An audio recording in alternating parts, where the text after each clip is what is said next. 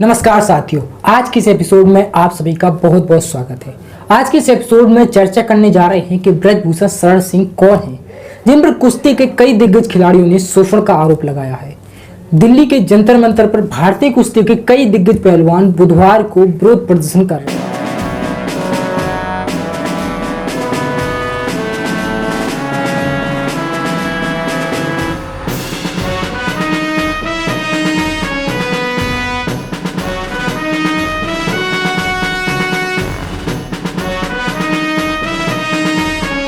Asian game और राष्ट्रमंडल खेलों में भारत को कई पदक दिलाने वाली महिला कुश्ती खिलाड़ी विनेश फोगाट ने कुश्ती महासंघ के अध्यक्ष ब्रजभूषण सिंह पर कई लड़कियों के यौन उत्पीड़न का आरोप लगाया है।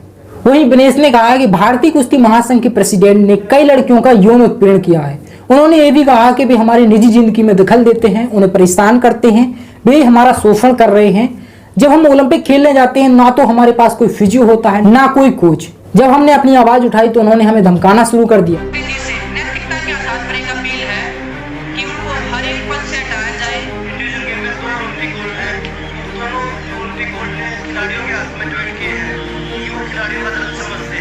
ये लड़ाई है ऐसे व्यक्ति को सजा देने की। FIR 200 पर 85 मुकदमे चल रहे हैं। जब वो मुकदमों में अगर कुछ नहीं हो रहा है तो ये और FIR तो सब कुछ। वहीं इसके बाद कुश्ती के दिग्गज खिलाड़ियों के आरोप पर ब्रजभूषण सिंह ने कहा, कोई ऐसा आदमी है जो कह सके कुश्ती संघ में एथलीटों का उत्पीड़न किया गया है? कोई तो होना चाहिए। क्या पिछले 10 सालों से फेडरेशन से उन्हें कोई दिक्कत नहीं थी? उन्होंने यह दावा करते हुए कहा कि किसी भी एथलीट का यौन शोषण नहीं हुआ है।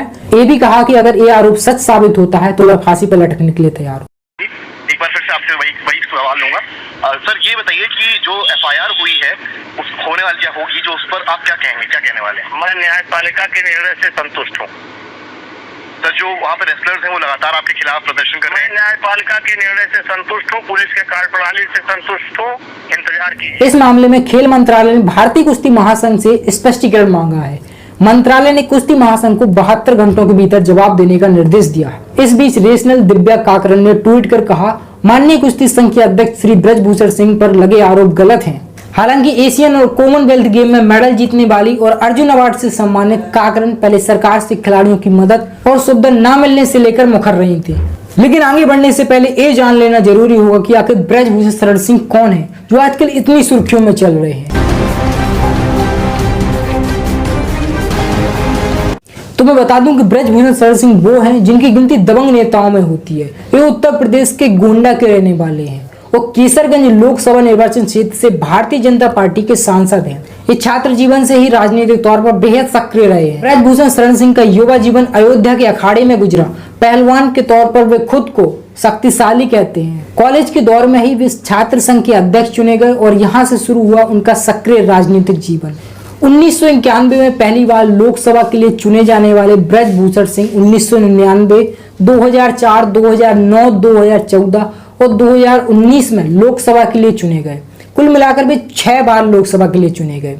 ब्रजभूषण सिंह 2011 से ही कुश्ती महासंघ के अध्यक्ष भी हैं। वहीं 2019 में वे कुश्ती महासंघ की तीसरी बार अध्यक्ष भी चुने गए थे। 1988 में वे बीजेपी से जुड़े और फिर पहली बार 1991 में रिकॉर्ड मतों से सांसद बने। हालांकि भारतीय जनता पार्टी के साथ मतभेद के चलते उन्होंने पार्टी छोड़ दी और 2009 के लोकसभा चुनाव में वे सपा के टिकट से केसरगंज से जीते। इसके बाद वे एक बार फिर 2014 के लोकसभा चुनाव से पहले बीजेपी में शामिल हो गए। बाद के वर्षों में ब्रजभूषण शरण सिंह का प्रभुत्व गोंडा के साथ साथ बलरामपुर, अयोध्या के आसपास के जिलों में बढ़ता गया और वे 1999 के बाद अब तक एक भी चुनाव नहीं हारे हैं। ब्रजभूषण शरण सिंह के बेटे प्रतीक भूषण भी राजनीति में हैं। प्रतीक गोंडा से बीजेपी के विधायक हैं। बीजेपी से जुड़ने के बाद ब्रजभूषण सिंह ने अपनी छवि एक हिंदूवादी नेता के तौर पर बनाई और अयोध्या की बाबरी मस्जिद के ढांचे को गिराने के अभियुक्त भी रहे हैं। हिंदुत्व राजनीति के मुखर समर्थक रहे ब्रजभूषण सिंह का नाम बीजेपी के कद्दावर नेता लाल कृष्ण आडवाणी के साथ 39 अभियुक्तों में भी शामिल था, जिन्हें 1992 में अयोध्या की बाबरी मस्जिद के ढांचे को गिराने का जिम्मेदार माना गया था। हालांकि सितंबर 2020 में कोर्ट ने उन्हें सभी आरोपों से बरी कर दिया था। गोंडा के स्थानीय लोग बताते हैं कि ब्रजभूषण सिंह सक्रिय राजनीति में उतरने से पहले कुश्ती प्रतियोगिताएं आयोजित कराते थे और ये भी बता दूं कि इन्हें महंगी SUV गाड़ियों का बेहद शौक है और सूबे की राजधानी लखनऊ के लक्ष्मणपुरी इलाके में इनका एक आलीशान बंगला है, जिसमें इनकी चमचमाती गाड़ियों को खड़ी करने के लिए जगह कम पड़ जाती है। हालांकि अतीत में उन पर हत्या, आगजनी, तोड़फोड़ करने के आरोप भी लग चुके हैं। पिछले दिनों झारखंड में अंडर 19 नेशनल कुश्ती चैंपियनशिप के दौरान एक रेसलर को उन्होंने थप्पड़ भी जड़ दिया था। वो चैंपियनशिप 15 साल से कम उम्र वालों के लिए थी। जिस खिलाड़ी को उन्होंने थप्पड़ मारा था उसकी उम्र कुछ अधिक थी, इसलिए आयोजकों ने उन्हें प्रतियोगिता में शामिल होने के लिए मना कर दिया था। इसके बाद भी इसकी शिकायत लेकर मंच पर चले गए। तब उनकी भारतीय कुश्ती संघ के अध्यक्ष ब्रजभूषण सिंह से कुछ बहस हुई। इसके बाद सांसद ने उन्हें मंच पर ही थप्पड़ मार दिया। 2022 के विधानसभा चुनाव प्रचार के दौरान ब्रजभूषण शरण सिंह ने कहा था कि समाजवादी पार्टी को वोट दोगे तो पाकिस्तान खुश होगा। उन्होंने ये भी कहा था कि पाकिस्तान पर क्यों ना बोले, क्या मोदी योगी को हराने की चिंता पाकिस्तान में नहीं हो रही है। तब उन्होंने कहा था कि ये हमारी ही पार्टी में संभव है कि कलाम को राष्ट्रपति बनाते हैं, कलाम बनकर ही रहो तो राष्ट्रपति बनाएंगे, कसाब बनकर आओगे तो काटेंगे। बीते साल नवंबर में गोंडा में आयोजित हुई एक कुश्ती प्रतियोगिता के दौरान उन्होंने असदुद्दीन ओवैसी को लेकर विवादित बयान दिया था। उन्होंने कहा था, मैं गारंटी लेता हूं कि ओबीसी के पूर्वज हिंदू थे और उनके बाबा के पिताजी का नाम तुलसी राम दास था। सपा नेता आजम खान पर उन्होंने कहा था कि आजम खान के बारे में मुझे जानकारी नहीं है तो मैं उनके बारे में नहीं बोल सकता।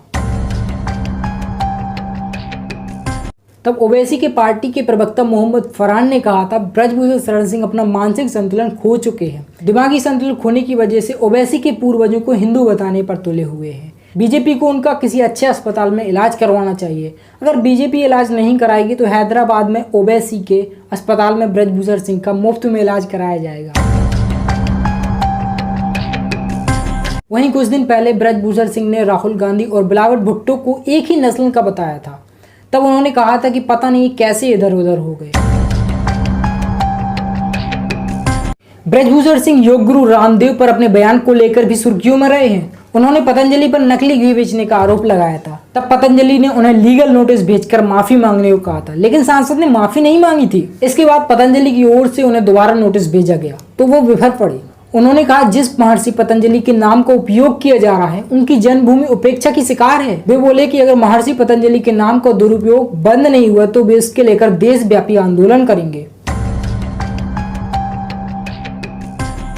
मैं आपको बता दूं कि ब्रजभूषण सिंह अपनी बेबाक बयानबाजी के लिए भी जाने जाते हैं। अपनी बेबाकी के लिए हमेशा सुर्खियों में बने रहने वाले ब्रजभूषण सिंह खुद अपनी पार्टी को भी निशाने पर ले चुके हैं। बीते वर्ष जब उत्तर प्रदेश बारिश और बाढ़ की चपेट में था तब वो अपने चुनाव क्षेत्र पहुंचे और वहां चल रहे राहत कार्यों को देख उन्होंने अपनी पार्टी को ही लपेटे में ले लिया। उन्होंने तब कहा था, पहले कोई सरकार होती थी, बाढ़ से पहले एक बैठक होती थी, हमको नहीं लगता कि तैयारी की बैठक हुई है और आप लोग भगवान के भरोसे हैं। सांसद ने यह भी कहा कि बाढ़ के राहत के लिए ऐसी खराब व्यवस्था मैंने अपने जीवन में अभी तक नहीं देखी है। अफसोस है कि हम लोग रो भी नहीं सकते हैं, अपने भाव को भी व्यक्त नहीं कर सकते हैं। चाहे राज्य स्तर के टूर्नामेंट हो या अंतरराष्ट्रीय, चाहे सीनियर टूर्नामेंट हो या जूनियर, भारतीय कुश्ती महासंघ के अध्यक्ष यानी ब्रजभूषण सिंह हर मंच पर एक प्रशासक के रूप में हमेशा दिखते रहे। अपने हाथ में माइक्रोफोन को लेकर अक्सर रेफरी को सलाह देते देखे, कभी जज को रूल बुक समझाते नजर भी आए हैं। आपने कॉन्ट्रैक्ट सिस्टम तो सुना ही होगा, सुना है ना? ये ब्रजभूषण सिंह ही है जिन्होंने कुश्ती में अनुबंध व्यवस्था यानी कॉन्ट्रैक्ट सिस्टम की शुरुआत की।